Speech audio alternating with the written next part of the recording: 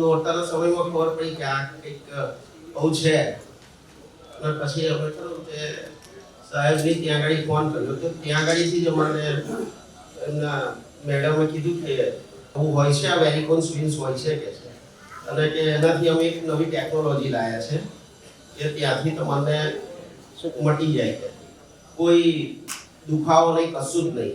દિવાળી પછી એમને સાહેબને મળ્યા શનિવારે અને મંગળવારે ઓપરેશન કર્યું. પહેલી મુલાકાત શનિવાર કરી, બીજી મુલાકાત ઓપરેશન થિયેટરમાં થઈ, ત્રીજી મુલાકાત અત્યારે થઈ સાહેબ સાથે. એટલું સારું થઈ ગયું અને મને તો ચાંદા પડી ગયેલા અને લોહી બી નીકળતું હતું. હવે કશું જ નથી, એકદમ આરામ છે.